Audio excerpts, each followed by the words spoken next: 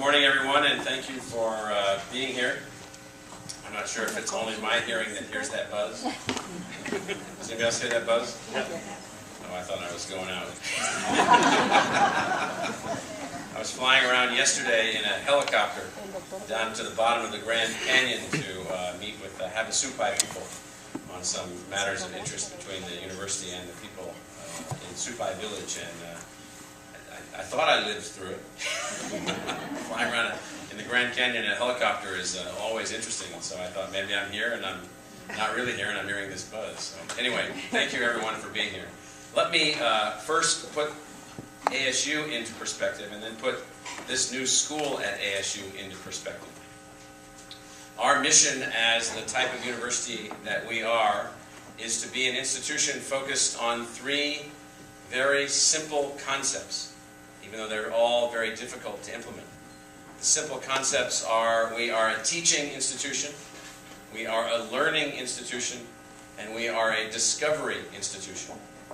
Teaching, learning, and discovery. As a teaching institution, it is our first and most important mission to provide an educational experience to all qualified students, regardless of their family background, regardless of their family wealth. If they have the talent that we think is necessary to carry out a university-level education, we bring them to the university and we advance them through a teaching experience where we are teachers in ways in which they can be empowered as learners. And this is a very important concept I want to get across in these brief comments here today. So we are teachers to empower them as learners. We're also a learning institution. We create a learning environment, and so it's just not teachers teaching students, but in a learning environment you create the opportunity where the institution is an environment in which all ideas can be discussed, all future improvements in our society can be discussed, all the things that we wish that we could attain could be discussed, and students talk to students, students talk to faculty members talk to faculty members, community engagement. Everyone is engaged together and we learn together, and we create an environment where learning is this outcome. And then the last thing that we focus on in the university that we are a part of is discovery. Now, a lot of people think that that means discovery of new scientific and technological things. That's a small part of it. Discovery means, just as we heard, here we have this border between Mexico and the United States, which is not at its ultimate level of attainment yet. It remains a poorly conceived social, political, and economic construct. It is, at the end of the day, a construct. It is what we have made it. All of its successes and all of its failures, all of its limits, all of its constraints, all of its potential are as we have made it. Nothing is outside of the realm of us being responsible, positive or negative, for what it is. And so in the discovery realm of the university, we have the duty and the responsibility to take our time and our energy and our talent of our faculty and our students and to find new ways to make things better.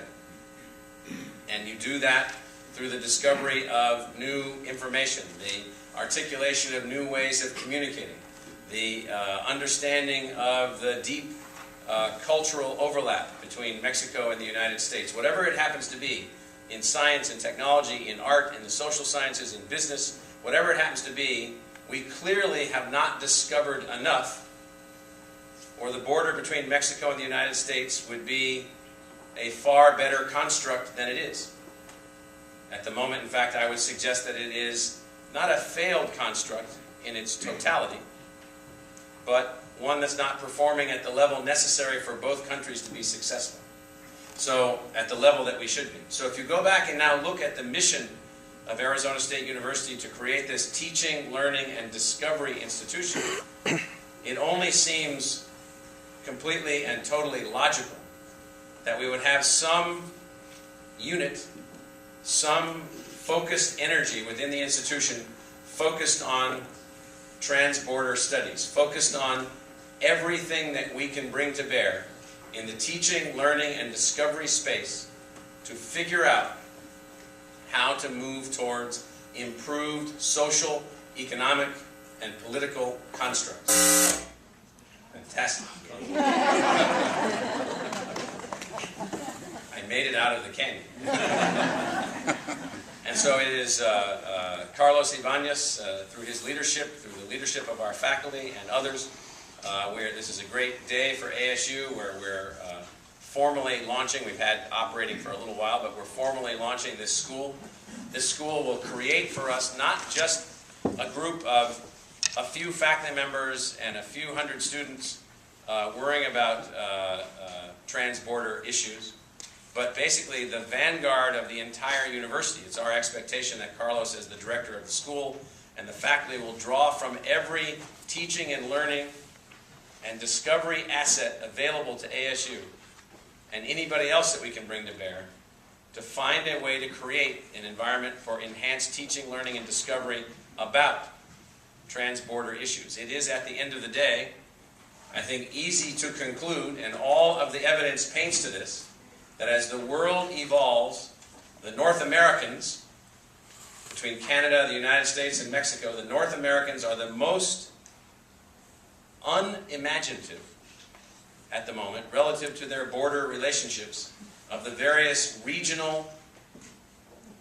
economic, and social blocs that are evolving around the planet. The Europeans have definitively advanced the Union. The Chinese are, the People's Republic of China, not the Chinese people, but the People's Republic of China is in and of itself a transborder complexity operating as a single nation state. If you look around the rest of the world, we are not yet fully aware of the fact that we have to embrace our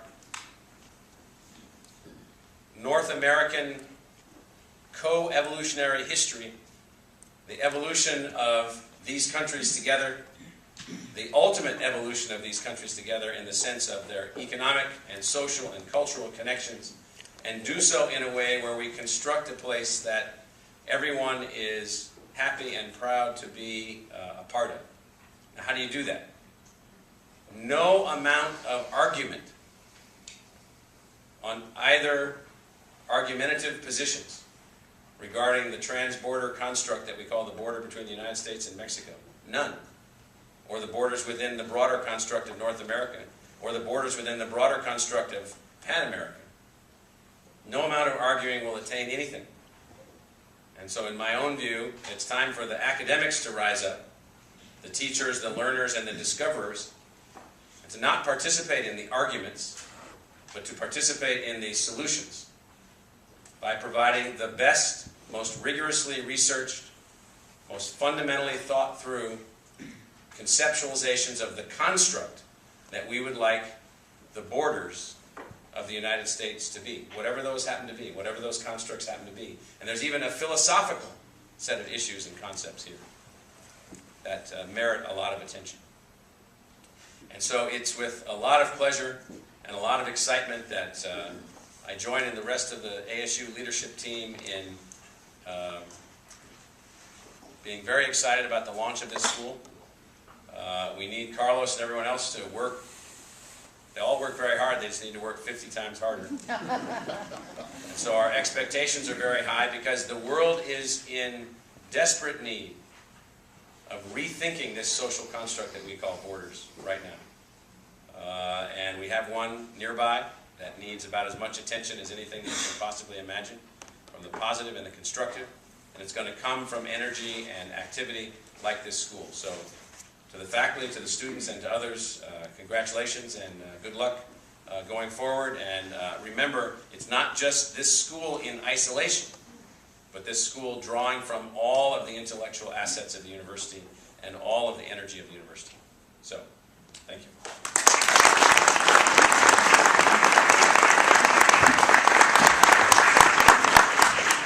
Thank you, Dr. Crow. We're very happy to see the vision, to know that that school has been led with this philosophy.